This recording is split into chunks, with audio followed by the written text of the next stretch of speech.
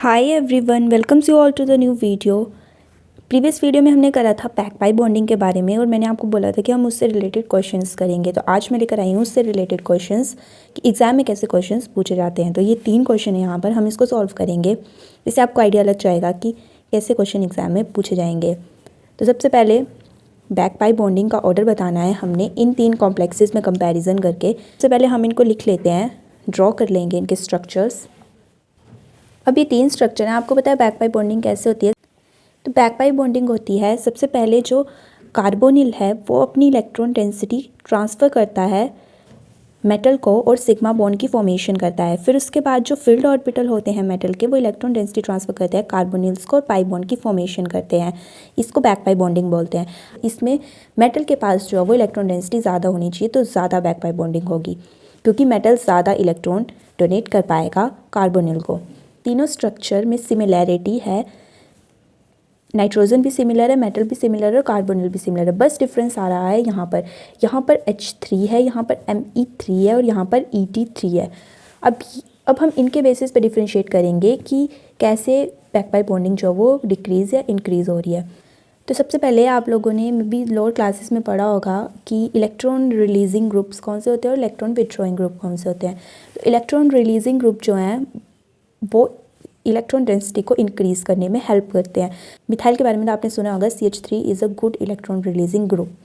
तो CH3 यहाँ पर प्रेजेंट है, जिस यहाँ पर CH3 प्रेजेंट है तो हाइड्रोजन और मिथाइल के कंपैरिजन में जो मिथाइल है वो ज़्यादा इलेक्ट्रॉन डोनेट करेगा मेटल को। हाइड्रोजन उतने इलेक्ट्रॉन डोनेट नहीं कर पाएगा, तो इसलिए इसकी बैक पाइप बॉन्डिंग कम होगी और इसकी बैक पाइप बॉन्डिंग ज़्यादा होगी। अब नेक्स्ट आता है इथाइल ग्रुप।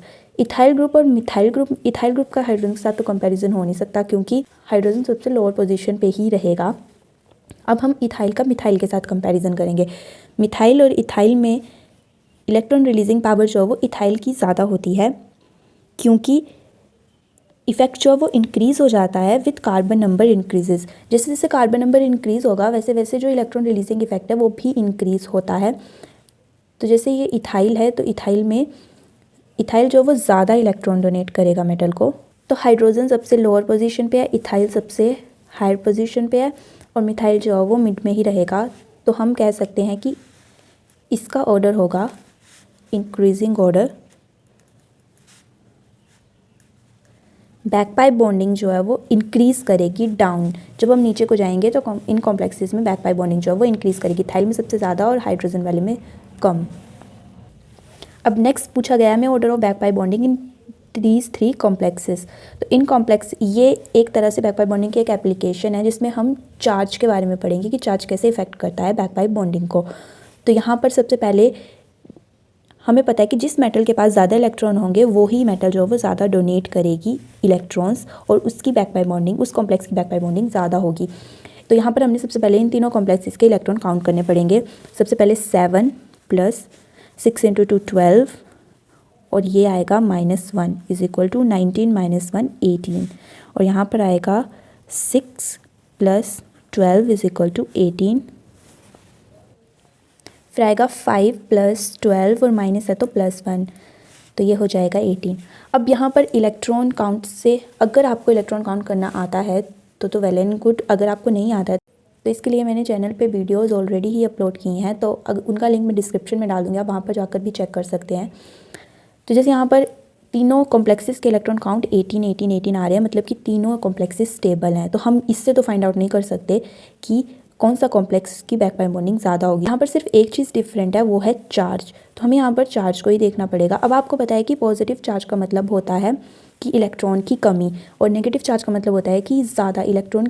अगर किसी चीज़ पर नेगेटिव चार्ज होता है तो ऑब्वियस सी बात है, हम ये मानते हैं कि उस चीज़ के पास ज़्यादा इलेक्ट्रॉन प्रेजेंट है और पॉजिटिव का मतलब होता है उस चीज़ के पास इलेक्ट्रॉन की डेफिशिएंसी है। तो यहाँ पर इस कॉम्प्लेक्स के पास पॉजिटिव चार्ज है, मतलब मैंगनीज़ के पास जो इलेक्ट्रॉन की डेफिशिएंसी है और वेनेडियम के पास इलेक्ट्रॉन जो है वो ज़्यादा प्रेजेंट है।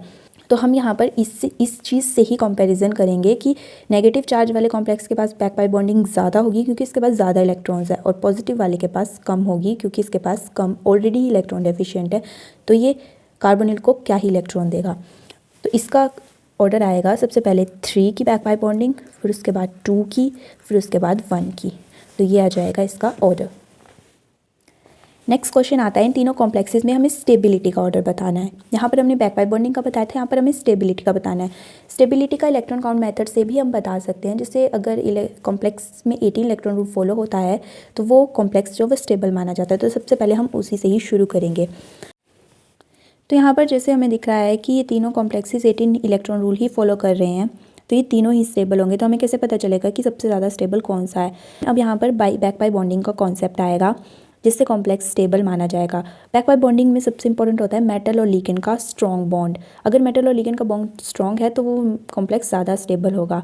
तो यहाँ पर जैसे तो इन कॉम्प्लेक्सेस में जैसे आयरन और कार्बन का बॉन्ड ज़्यादा स्टेबल होना चाहिए, और वो तभी होगा जब आयरन जो है वो कार्बन को ज़्यादा इलेक्ट्रॉन डोनेट करेगा, और ज़्यादा इलेक्ट्रॉन तब डोनेट करेगा जब उसके पास ज़्यादा इलेक्ट्रॉन होंगे। तो यहाँ पर भी चार्ज की बात, जैसे यहाँ पर 2 नेगेटिव चार्ज है मतलब इसके पास ज़्यादा इलेक्ट्रॉन्स प्रेजेंट है, और 2 पॉजिटिव का मतलब इसके पास कम इलेक्ट्रॉन प्रेजेंट है। तो इसका भी हम चार्ज के बेसिस पे ही इसका ऑर्डर फाइंड आउट करेंगे। तो इसका ऑर्डर आएगा सेकेंड, फिर उसके बाद आएगा फर्स्ट, फिर उसके बाद आएगा थर्ड। तो ये आ गया इसका ऑर्डर। तो ऐसे ही क्वेश्चंस पूछे जाते हैं, तो बैक पाई बॉन्डिंग से रिलेटेड या स्टेबिलिटी से रिलेटेड, तो आपको ऐसे ही सॉल्व करने हैं। अगर आपको बैक पाई बॉन्डिंग और इलेक्ट्रॉन काउंट मेथड्स की वीडियोस देखनी है तो वो उनका लिंक मैं डिस्क्रिप्शन में डाल दूँगी, तो आप वहाँ पर जाकर चेक कर सकते हैं। That's all for back pi bonding. Till then do like, share and subscribe my channel.